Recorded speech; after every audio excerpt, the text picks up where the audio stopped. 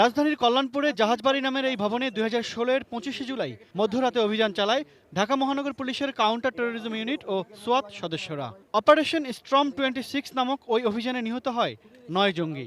নিহত 9 জঙ্গির 8 জনের পরিচয় পেয়েছে পুলিশ। এখনও পরিচয় জানা যায়নি এক জঙ্গির। গত বছরের 1 জুলাই গুলশানের হোলি আর্টিজান বেকারিতে জঙ্গি হামলার পর আইনশৃঙ্খলা রক্ষাকারী বাহিনী কল্যাণপুরের এই বাড়িতে সফল অভিযান চালিয়ে 90 জেএমবির নাশকতামূলক কর্মকাণ্ড দমনের শুভ সূচনা করেছিল। যার ধারাবাহিকতায় 90 জেএমবির শীর্ষ জঙ্গি তামিম আহমেদ চৌধুরী, সারোয়ার জাহান মানিক সহ অনেক জঙ্গি নিহত হয় বিভিন্ন অভিযানে। আলোচিত কল্যাণপুর জঙ্গি অভিযানের ঘটনায় পুলিশ বাদী হয়ে মামলা করেছিল। সেই মামলায় এখন পর্যন্ত গ্রেপ্তার হয়েছে 5 জঙ্গি, যাদের মধ্যে 3 জঙ্গি আদালতে দোষ স্বীকার করে জবানবন্দিও দিয়েছে। সেই জবানবন্দিতে এসেছে জঙ্গি হামলার পৃষ্ঠপোষক ও অর্থদাতাদের নাম। গ্রেপ্তারকৃত 5 জনের ভিতরে 3 জন স্বীকারোক্তিমূলক জবানবন্দি দিয়েছে। তারা হলো রাকিবুল হাসান রিগান, সালাউদ্দিন কামরান এবং ইঞ্জিনিয়ার আব্দুর রৌফ প্রধান। এই 3 জন স্বীকারোক্তিমূলক জবানবন্দি দিয়েছে। কল্যাণপুরের জঙ্গি আস্তানা থেকে জঙ্গিদের করা ভিডিও উদ্ধার করেছিল পুলিশ। ওই ভিডিওতে দেখা যাচ্ছে পুলিশি অভিযানের আগে জঙ্গিরা পরিকল্পিতভাবে নিজেদের শিক্ষা জীবনের সনদপত্র পুড়িয়ে দিয়েছে। আর পড়াশোনা করা দেশের অন্য তরুণ সমাজকে গালাগালো করতে শোনা যায় জঙ্গিদের মুখে।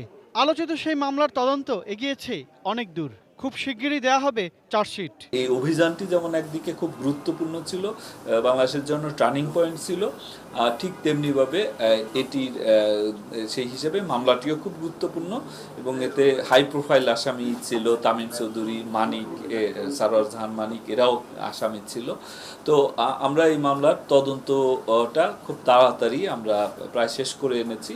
হোলি আর্টিজান হামলা মামলার অন্যতম পরিকল্পনাকারী জঙ্গি সোহেল মাহফুজ আদালতে দেওয়া স্বীকারোক্তিমূলক জবানবন্দিতে 90 জেএমবির সঙ্গে পুরনো জেএমবি মিলে বিভিন্ন নাশকতামূলক কর্মকাণ্ডের বিস্তারিত তুলে ধরেছেন। কল্যাণপুর জঙ্গি আস্তানা মামলায়ও তাকে রিমান্ডে জিজ্ঞাসাবাদ করা হবে বলে জানান এই কর্মকর্তা। সোহেল মাহফুজের দেয়া তথ্য মতে এই 90 জেএমবি সাংগঠনিকভাবে খুবই বিপর্যস্ত। তারা তাদের যে নৈতিক মনোবল সেটিও আস্থা সেটিও তারা হারিয়েছে এবং সোহেল মাহফুজ নিজেও তার স্বীকারোক্তিমূলক জবানবন্দিতে স্বীকার করেছে যে আসলে তারা ভুল পথে ছিল। Imran Hossain Suman, ATN news, Dhaka.